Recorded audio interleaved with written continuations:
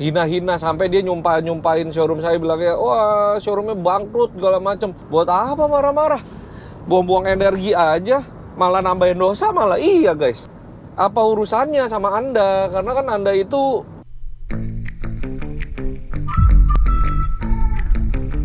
halo guys, selamat siang semua, kembali lagi di YouTube channelnya Anugrah Motor Garage. Dan masih bersama gue Andreas Diva. Apa kabar kalian? Semoga selalu baik-baik saja dan pastinya selalu dilindungi sama Tuhan Yang Maha Esa. Di momen siang hari ini guys, di masa weekend, kita mau kirim mobil yang ada di belakang gue ini. Mobil yang langsung baru masuk juga langsung laris manis terjual. Dan menarik ya, bapaknya tidak pakai lihat-lihat mobilnya, nggak perlu test drive, tidak perlu ribet-ribet, langsung kasih datanya, langsung kirim via WA, kemudian langsung kasih tanda jadi, kita langsung proses mobil dan langsung di-approve, kebetulan pakai kredit ya, pakai cara leasing, dan langsung mau kita kirim mobil. Jadi bapaknya belum sama sekali lihat mobilnya, dan kita mau tanya-tanya kenapa mempercayai beli mobilnya di Anugrah Motor Garage. Dan langsung aja kita mau langsung berangkat ke rumah customer. Yuk, let's go.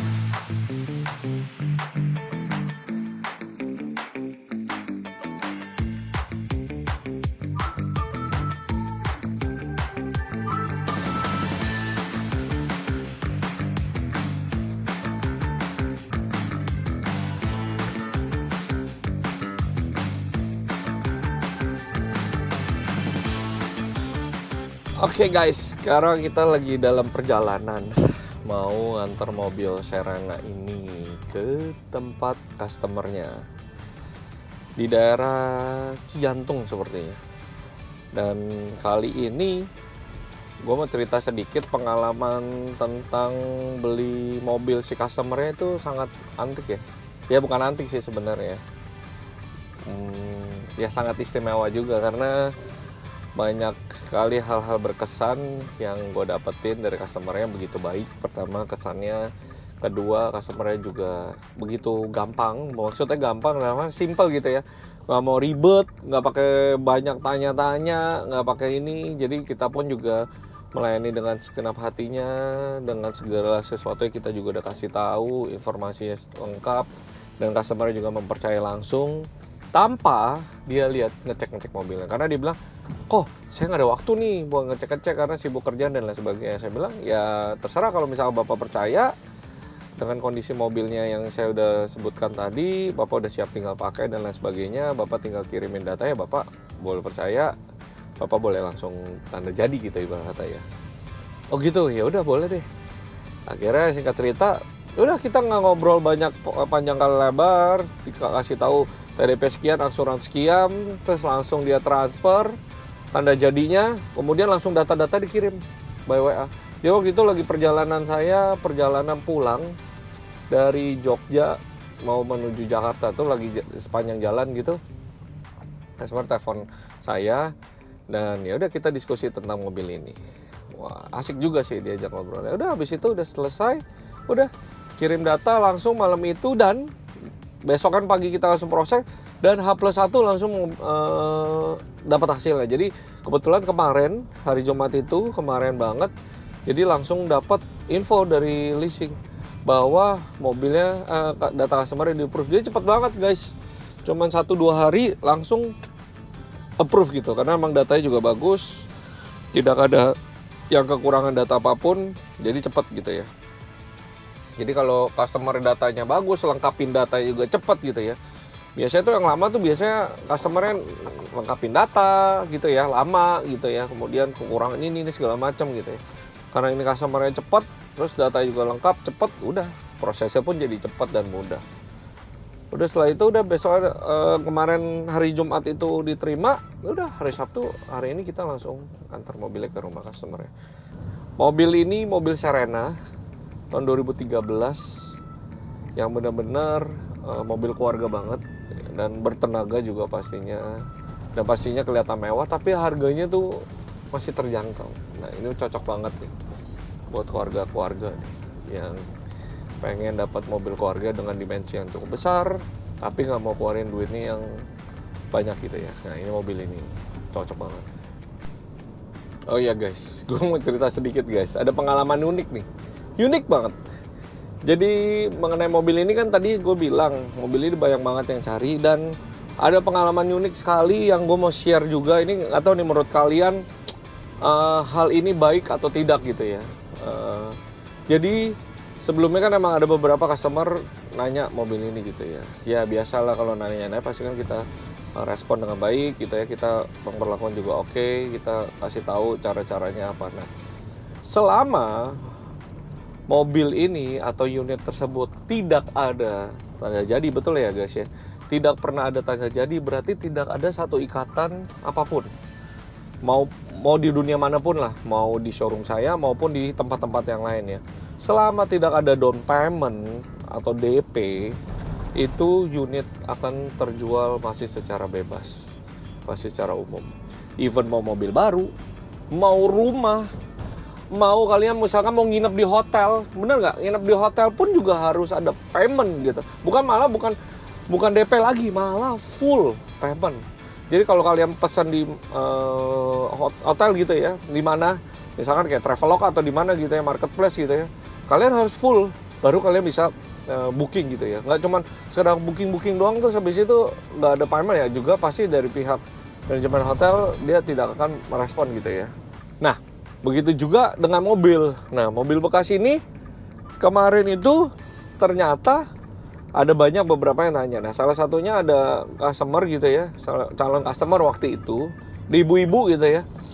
Ibu-ibu dia sudah tanya, kita ngobrol panjang kali lebar, banyak ya saya juga merespon, saya juga meladeni dengan baik. Kita akhirnya bisa menjalin komunikasi yang begitu panjang gitu ya, sampai lama sekali gitu ya di telepon.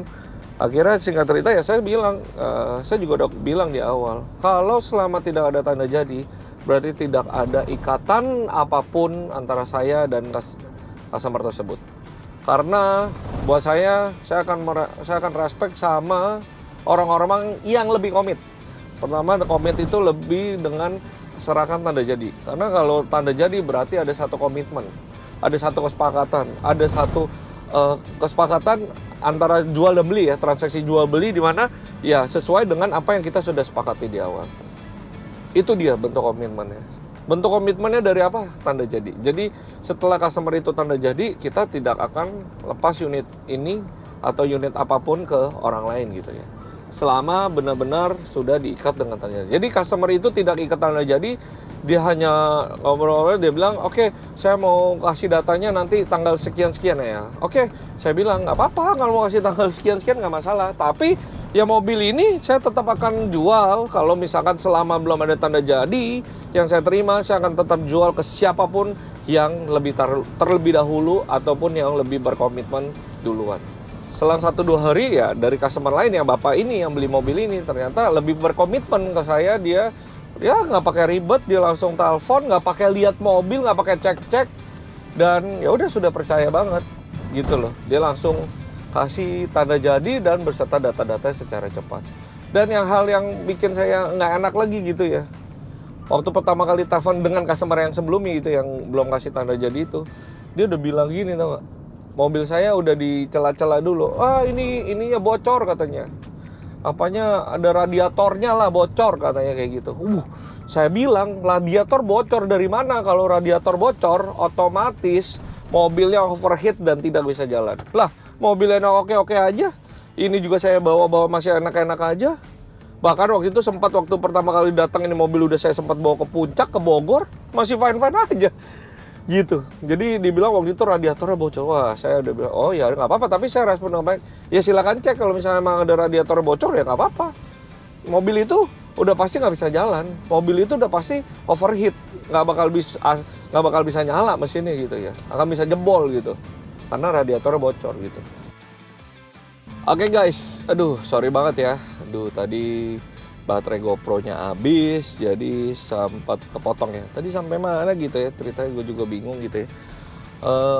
Sampai ini tadi sampai kan proses tuh ya. Proses customernya, terus sampai pada hari si customer yang itu tuh, yang pertama itu yang tadi tanya-tanya dia kumpulin datanya, dia mau kumpulin data tanggal sekian, terus dia ya udah, saya bilang ya udah terserah boleh gitu kan. Nah pas hari hanya dia telepon saya dong pagi-pagi, dia bilang mau janjian ketemu. Dia bilang bisa nggak sekarang datang ke showroom. Saya bilang nggak bisa, saya harus jemput anak dulu. Saya bilang anak jadi prioritas dong, karena nggak ada yang jemput juga, nggak ada yang karena istri saya nggak bisa bawa mobil, jadi emang harus saya yang jemput gitu ya. Jadi saya bilang nggak bisa, saya harus jemput anak, nanti siangan saya baru datang ke showroom gitu ya. Kalau mau ketemuan sama saya jam 12-an deh, saya bilang jam 11 atau jam 12 saya bilang gitu. Setelah itu dia bilang oh ya udah terus itu saya belum dapat kabar tuh dari orang leasingnya bahwa customer yang lagi ngajuin kredit lagi diterima. Setelah itu nggak selang berapa lama ya, setengah jam kali ya mungkin ya, setengah jaman gitu ya. Nah, saya dapat info saya juga langsung tanya ke leasingnya dong, gimana nih customer ini, customer yang lagi ngajuin udah di approve apa belum, saya bilang kayak gitu. Oh terus akhirnya saya juga baru dapat info dari leasing bahwa ya udah di approve dong ya. Saya kan juga mau tanya ke leasing supaya kalau misalkan emang datanya jelek atau misalkan yang lagi ngajuin kredit datanya kurang bagus, kan berarti saya bisa alihkan ke customer yang mau kasih data itu dong.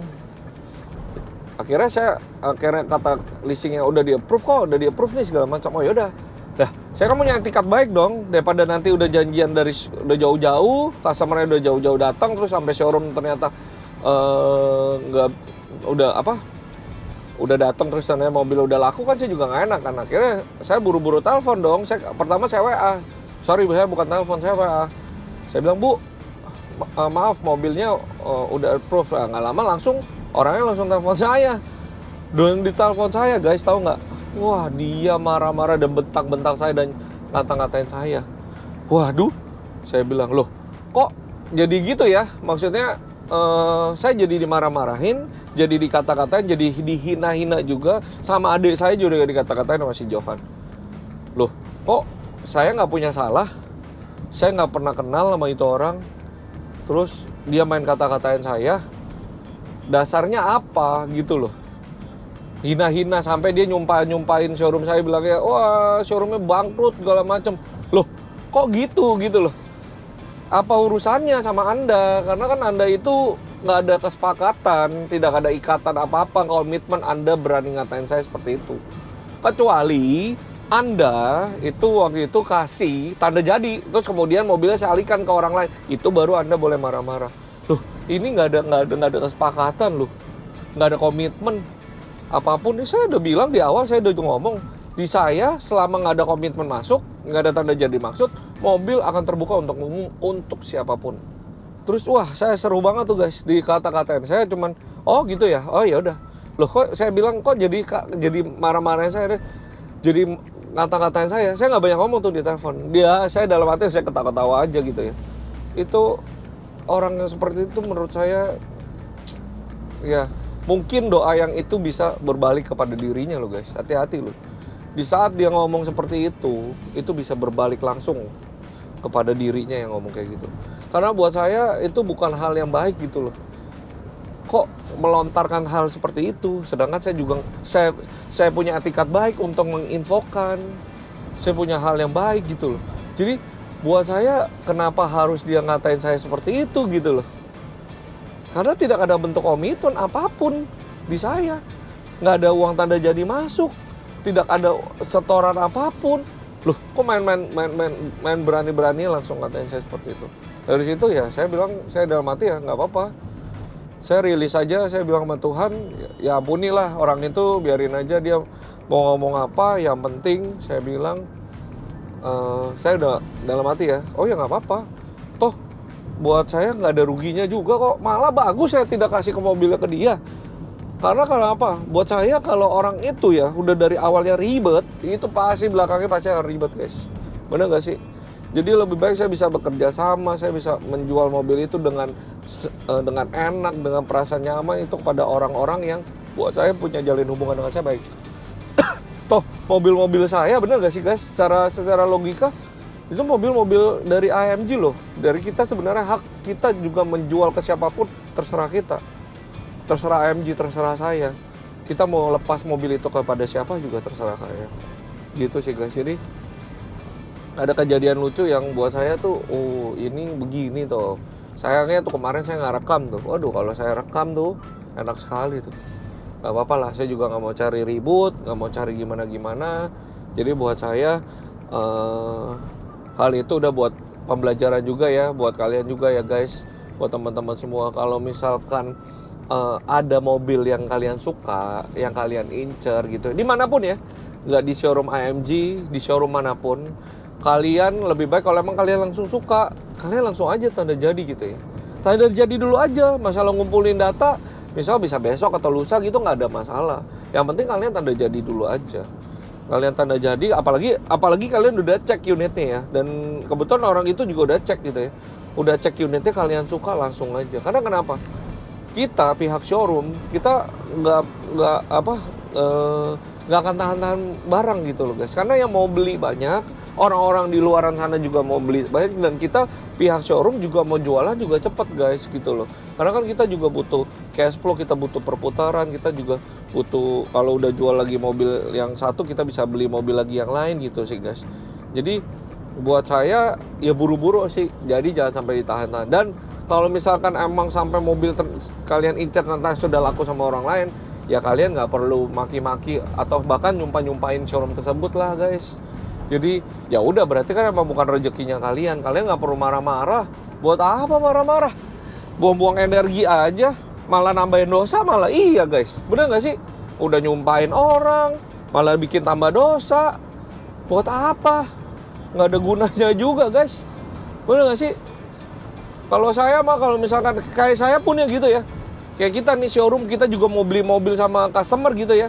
Kalau misalkan udah diserobot sama orang lain, sama customer lain, loh ya udah, kita berpikir kita masih banyak kok mobil yang luaran yang masih kita bisa beli.